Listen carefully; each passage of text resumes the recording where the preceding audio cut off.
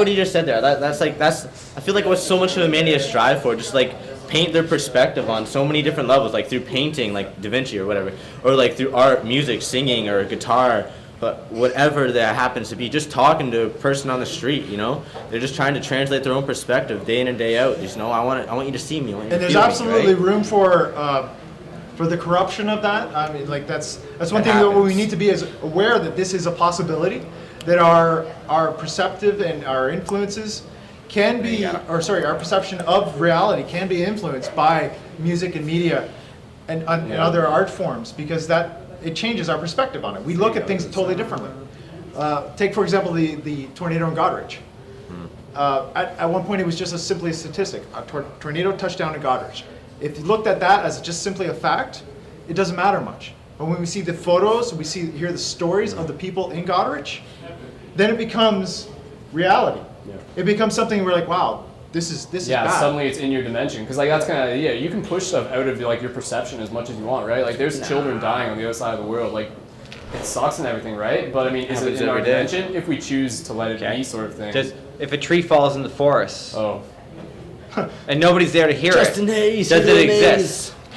Well, yeah, that's the idea, right? But if you think about it happening, okay, if you spend that time thinking about a tree falling in the forest and you mentally see that tree fall and you hear it fall and you hear it hit the ground, does that exist? Well, that's, okay, let's get into the idea of the conscious observer bringing reality into form. Like we've kind of heard about that, right? Like on a non-quantum sense, we've already talked about this idea of fractals. So things exist fractally on a quantum level where like nothing's really solid. Schrodinger's cat idea, right? Yeah. But like through the process of actually I don't know. Let's go with the first off. Let's explain Schrodinger's cat for those who don't know. Well, actually, I'm not sure. Well, I mean that's a simple idea, but it's a simple idea, but it's to the point. It is exact. Yeah. The idea of Schrodinger's cat was that he put a cat in a box with two chemicals, and those two chemicals created a gas, and those chemicals, when they combined, had a 50-50 chance of becoming poison to the cat. And he put the cat in the box, closed the box, couldn't see the cat, put these chemicals in the box. Is the cat dead or alive? And the cat, exactly. Is the cat dead or alive? And it's not until you actually open the box do you know the answer to that question. So before the box is open, the cat is both dead and alive. It is a zombie cat, as people would say. So going back to Jeff's question, if a tree falls in the woods and no one's around to hear it, doesn't make a sound. Rather, if a tree falls in the woods and no one is around to observe it, does it fall at all? No, does it exist at all? Is it a tree? Does your thought of it make it exist? Okay, so that would be the next dimension, right? Yeah. So, whether or not it exists in this dimension, as in, like, say this physical dimension, and say a tree falls in the forest and nobody's there to hear it, does it exist? It does not. It doesn't have to exist there. But if you think about it, does it have to exist there? It does. Right. So doesn't it fall then? So it's possible. But the event occurred regardless of someone being aware of it. Yes, exactly. Absolutely. Exactly. Right. That happens. Yes. That's it's like the question, chicken or the egg. It's the question. The question is, does it? It does. Whether you observe it as it happens. Exactly. But that's because that's what we are. Have sensory. Okay. We are humans, though, right? Right. Yeah. Like, does the tree experience it? Right. Yeah. Well, yes. Absolutely. Yeah. Yeah. Like everything We're is a part of that. We are the consciousness of the world. So you're the God. You are the world. Yes. You're like the God of Earth. She's saying, are we the only consciousness? We are simply a consciousness. Yes. Okay. Of Perspective. the planet. You're just one perspective. We're all one perspective amongst the perspective of all human beings. So you're saying that it's just as easy to read the mind of a tree as it is to read the mind of a human? Yes, exactly. At this point in time, yes, because I don't know what you're thinking just as much as I don't know what a tree is thinking. Is there a question, Jess? I have a question because we all have. Never mind. Well, we all have knowledge, right? And we know that it's inevitable that a tree is eventually going to fall in the forest. So biologically, that tree will probably make a lot of sounds because when it crumbles and goes down, it'll like start going back into the universe, feeds back into energy exchange, and then it'll fall, and that's the experience. Double blind slit test. Can I answer that? Can I answer that? I just had a newborn baby, as a lot of people know. Yeah. Baby only cries when I'm in the room, does it? Well, you keep checking on it, right? Wait, I keep checking, and every time I check, the baby's crying. Does that mean that the baby's crying all the time? Is it? Exactly, right? You don't know. Okay. Like, so you don't know if the tree is making noise. Can I just say? Well, pretty good chance that it's crying before. He just used just the exactly. Okay, to not know, like, okay, There's a chance, but not the baby 100% instead of the tree. specific. But anyways, back to the topic. Well, at hand. okay, well, just I only to, got like 10 minutes. okay. Exactly. Okay.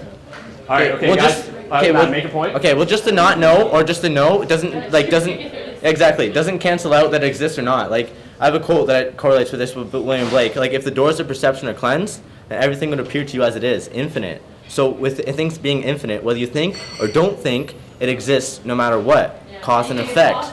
Like, how much is really happening right now? You can never ever know. So it's infinity if you want it to be, right? Yeah. Okay. So since Open them up. Yes. In a quantum sense, everything is possible. So, Exactly. Yes, I could be on Mars right now within the next second. Yeah. Quantum. I agree. That's a possibility. If I wait long enough, I eventually will be on Mars. How do you know you're not here quantumly? Because you're. You don't exist in like a million different universes and somewhere shorter. However, I must add the quote that those who claim to know what quantum physics is don't know what quantum physics is. Those that say that they So- know anything doesn't know anything, because in the Anyone end, knows a thing, nobody knows that what that thing is. at all. What causes it to branch in the first place, right? So. But anyways, Okay, guys. So we only got about let's say 11 minutes. So who wants to? Yes. I I want to like exchange your relevance to energy. this? Yeah. Your question? Exchange. You can't be afraid though. Can you say that again? No. The I'll larger repeat the it. island of knowledge, the longer the coastline of mystery. Say that again. The larger the island of knowledge, the longer the coastline of mystery. The larger the island of knowledge, the Boom. longer the coastline Yes. of mystery. Oh! Boom, zoom, kaboom. So Where that's did you- true. where The did you more, get that from? the more you learn things, the more mysterious the universe gets. But it sure? also becomes more fruitful. So you can choose to make things wrote that very, book? less colorful, so to write your own speak, book. or you can choose to really like push the boundary of how far down the rabbit hole you want to go. Yeah, so Well, the is more it- you realize you know. The more you realize you don't know. But there is, and this is just kind of my viewpoint, there are kind of, going back to the Fibonacci sequence, going back to fractals, there are kind of mechanics and fundamentals within this reality that you can not just say are real, but you can experience for yourself. And this kind of goes back to like multidimensional stuff. So while I'm still on the page of astral projection, let's just bring that up real quick and maybe familiarize some people with the idea of it who haven't even heard of the term. If they're by the way, Matt, I Jeff, did who mention wants this and I to- asked this earlier. Astral projection is not the equipment that he's using to put the screen up. Yeah, it's not astral projectors. This is something that I'm I think actually everybody making myself experiences onto you. differently. Okay? Look at it as your imagination body. Some people would call it your dream body, right? But it's nothing more than what you can manifest of what you think could be there, right? So if you could manifest another body on top of your cells and feel exactly what it would feel in an energetic way, okay? So rather than this physical body, okay, if you sat there and kept your arms still, but you moved your arms, or at Within least your you mind. thought you did, and you felt that, you could feel the wind around your arms, or you could feel the wind around the rest of your body, and just the imagination of that would be like having an astral body, right? That your astral mind, your mind that goes out into this far off place, let's say, like space, some people would call it, like your, like a stoner or something like Space that. case. Exactly, just that Shit. is nothing more than connecting on another level.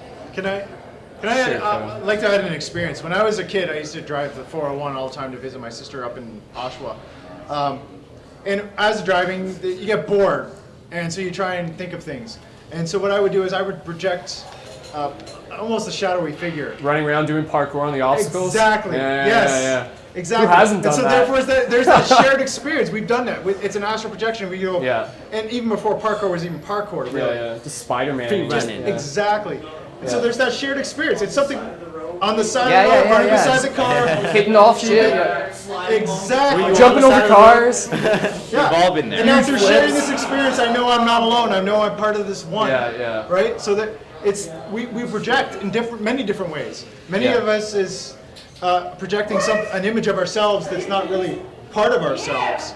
Other times we project ourselves Yeah. So into it. maybe, if Justin were here up on stage, he'd have something to add to Hey, we this. should, yes. Well, we can, do you want to just, What would you have Justin, to add come to up, this? Kevin, do you want to just switch out for Justin? No, I gotta take that. Okay, Kevin, you can step. Does someone else want to go up there for the last, minute? Jess, get up there. Jet. How's it going, everybody? Hey, Justin. What do you want? What do you want from me? Justin, explain to them astral projection. Don't put that there. Okay. Good thing I got It's a big safe, bladder. but whatever. Just hold on. All right. All right, so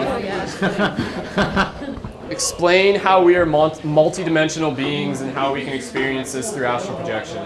I can't say through my own experience that I've ever astrally projected per se, but unless if you were to count like being aware from within your dreams. Step closer to the mic and just talk a bit louder. Oh, Sorry. this.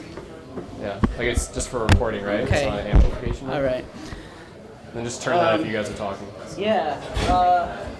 I don't know. I could say that like I've had experiences beyond the physical body, just by saying like because I write down my dreams. I have moments that I realize that hey, like where's my physical body like, and I can kind of like feel it still laying down. Oh, there's a fly. But like other than that, I can't say that I've been like meditating before and like felt like something physical or it's more like mental projection like Jeff was kind of describing wherever he went. Yeah. But yeah, like but within just to add on top, like within like to the reason to bring up astral projection is to address this idea that like we can experience things outside of our physical body.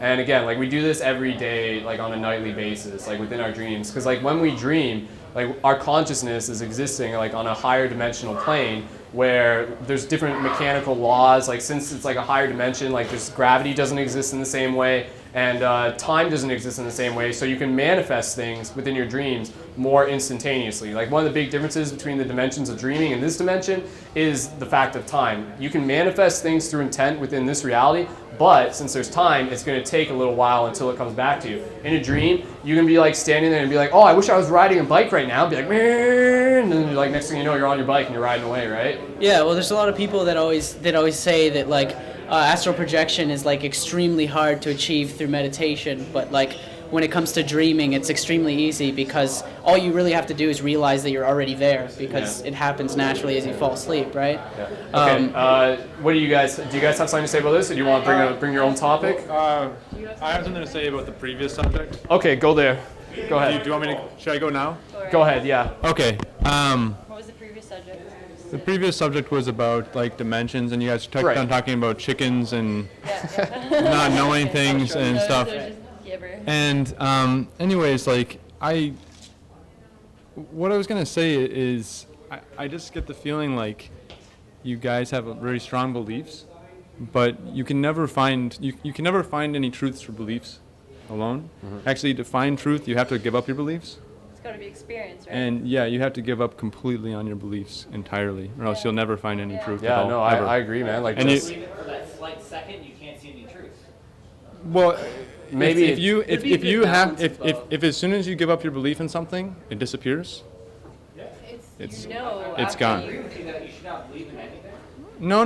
You that it's not at the same time. But at the same time, if you don't believe in it for that slight second, then how can you ever understand its wholeness? What it could possibly be? Yeah, it's a balance. It's a pendulum. Well, okay. Well, here, if you want to unreal, make something real, then you have to believe in something, right? So if you want to, like, let's say you want to win like the gold medal at an Olympics, you have to believe in that for it to happen, right? But it's not true until you can stop believing in it. Yeah. Right? Once you can say, oh, I don't have to believe that I have a gold medal or not, because it's actually happened. Right? So there's a difference, like there's that potential, that energy to like do something and achieve things. That requires belief. But as far as if you want to find out what the truth is, and you actually want to find out what truth is, you can't find it through your beliefs. Belief, experience, knowledge. So Yeah, you cannot find it through your beliefs. In the duality of So like, move the mic belief around if and you guys non-belief. Oh, you just want to turn it? Sorry. I guess unless you can just okay. talk really loud. Like in the it's like a duality. You know, you always want to achieve like the balance point. So if you're worrying about not believing too much or believing too much, I'll talk as loud as I would like to. But yeah, I just got off track. Yeah, you can have that hat. Oh. Yeah, so where was I? Oh yeah, like it's just another duality. Like you can't have yourself polarized too much on like the negative side or the positive side. But I think that there's always a good balance in belief and non-belief.